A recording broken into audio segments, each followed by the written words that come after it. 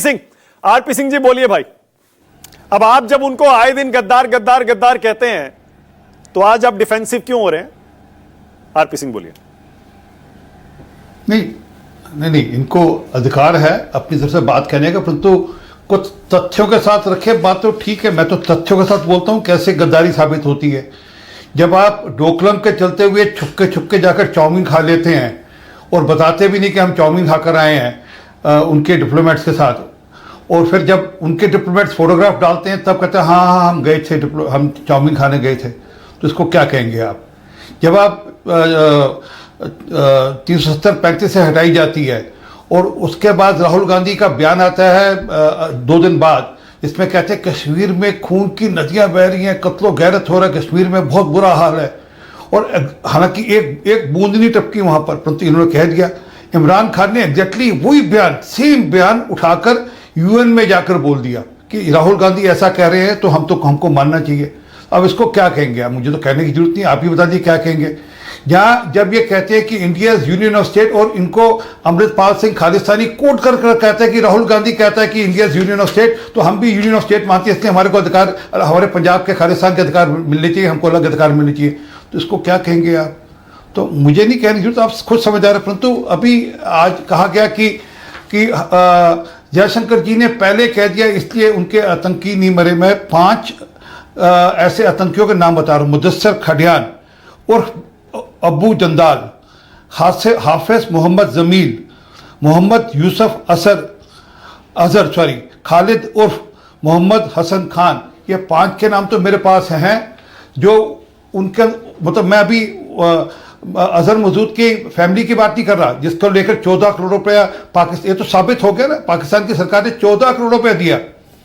अब इसके बावजूद भी अगर आपको लगता है कि जयशंकर साहब ने पहले कह दिया होगा और उनके बाद मसूद साहब के 14 फैमिली मेंबर मर गए होंगे, उस आतंकी के 14 फैमिली मेंबर मर गए होंगे, तो उसके बाद क्या रहेगी बात?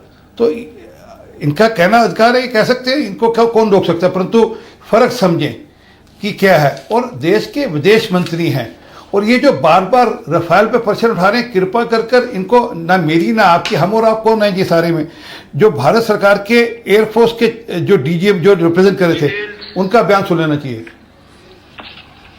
What could have been? How many numbers? Which platform did we lose? You know, at this time, I would not like to comment on that because वो कह रहे हैं कि अभी युद्ध जारी है, अभी ऑपरेशन रुका नहीं, इसलिए अभी कमेंट करना जरूरी नहीं है। परंतु इनको तो जरूर चाहिए, क्योंकि इनको तो कहीं ना कहीं से फीड मिल रहा है ना, इनके फीड लग गया कहीं ना कहीं से, जानकारी लेकर दो, ताकि वो जानकारी दुनिया में जा सके, हम उसको कोट कर सके, हम उसको बता सके दुनिया के अंदर। मतलब पाकिस्तान नहीं कह रहा। और इंडिया टुडे की एक खबर है, पढ़ लीजिएगा, मैं भेज दिया, तो मेरी खबर नहीं है, इंडिया टुडे की प्रॉपर खबर है कि किस प्रकार से हमारे जो ड्रोन से उन्होंने बेवकूफ़ बनाया पाकिस्तान को, ये समझने के लिए कि ये जहाज है, वो फ्रीक्वेंसी बदल कर किस प्रकार से किया, वो सब इंडिया टुडे में छप चुका है। तो इसलिए मुझे इसमें जाना नहीं, परंतु क्योंकि जानकारी किसके लिए चाहिए, क्यों बोला जाए, क्योंकि कहीं ना कहीं तो कोई तार जुड़ा हुआ है जिसके बिहार पर उनको जानकारी चाहिए ताकि वो पब्लिक डोमेन में आ सके। और फिर बाद में जो आर्मी के जो वहाँ पे जो प्रेस कॉन्फ्रेंस होती है पाकिस्तान में, उसमें किसके बयान दिखाए जाते हैं, किसका वीडियो चलाया जाता है? राहुल गांधी जी का, खड़गे जी का, माननीय खड़गे जी का, तो उनके वीडियो चलाए। आरपी सिंह जी, तो आरपी सिंह जी की क्या सोच है? आरपी सिंह जी, सलमान सोच भी कह रहे हैं, अच्छा आपने 7 तारीख को ऑपरेशन से पहले फोन नहीं किया, उसके बाद क्यों किया? क्या जरूरत थी उनको ये बताने की कि भैया हमने आपके आतंकी अड्डे मारे हैं? बात करनी ही क्यों है? दुश्मन है ना, युद्ध चल रहा है, क्यों फोन किया? नहीं,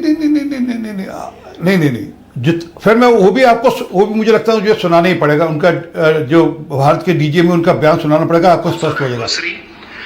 And even though we did attempt to reach out and communicate our compulsions to strike at the heart of terror to my counterpart in the immediate wake of Operation Sindoor, the request was brusquely turned down, with an intimation that a severe response was inevitable and in the offing. We were of course prepared अब इसके अगर आपका कोई प्रश्न था तो DGMO से पूछते जी, और अभी भी डीजीएमओ फिर कभी अभी कल परसों में फिर कभी बैठेंगे बात करेंगे, फिर पूछ लीजिएगा अपने आप पत्रकार को भेजकर कि आपको बताने की अरे इसलिए जरूरत थी भैया कि हमने आपके आतंकी अड्डे ध्वस्त किए हैं, इसके आगे शरारत करो तो उसका फिर मुंह तोड़ जवाब मिलेगा। कैसे मिलेगा इसकी जानकारी नहीं, पर मिलेगा मुंह तोड़ जवाब। और जरा इनसे पूछे ना, कभी वो फली मेजर साहब का नाम सुना होगा, फली होमी मेजर साहब एयरफोर्स के चीफ थे, वो तरले मारते रह गए साहब हमें छूट दे दीजिए। आरपी सिंह जी नहीं, एक मिनट मानक एक सेकंड, हाँ इनको छूट नहीं एक सेकंड मानक एक सेकंड दे दो, मानक एक सेकंड हाथ जोड़कर एक सेकंड। वो तरले मारते रह गए एयरफोर्स के चीफ हमको छूट दीजिए। ना ना ना ना ना, बेचारा पाकिस्तान आतंक से प्रताड़ित पाकिस्तान है, उस पर हमला नहीं करना। मनमोहन सिंह जी ने अब गद्दारी बड़ी बात करता है, मनमोहन सिंह जी ने जाकर क्या कह दिया शर्मा शेख में, मनमोहन सिंह ने ऐसे थोड़े क्या कह दिया शर्मा शेख में जाकर कि पाकिस्तान नहीं पाकिस्तान बेचारा देश है, पाकिस्तान बेचारा देश है, ऐसा मनमोहन सिंह ने नहीं कहा, प्रताड़ित देश है, ऐसा मनमोहन सिंह ने नहीं कहा सर। मनमोहन सिंह ने नहीं कहा था ऐसा। मैं आपको एग्जैक्ट वर्ड दे दूंगा, आपको उनका बयान सुना दूंगा, मेरे पास रिकॉर्डिंग है। वो अलग कॉन्टेक्स्ट में होगा सर, बेचारा कहा भी होगा तो। लेकिन जब ये जो आप कह रहे हैं ना कि कार्रवाई की परमिशन मांगी गई थी, उसको मना कर दिया गया, ये सब सीक्रेट टॉक्स होंगे सर।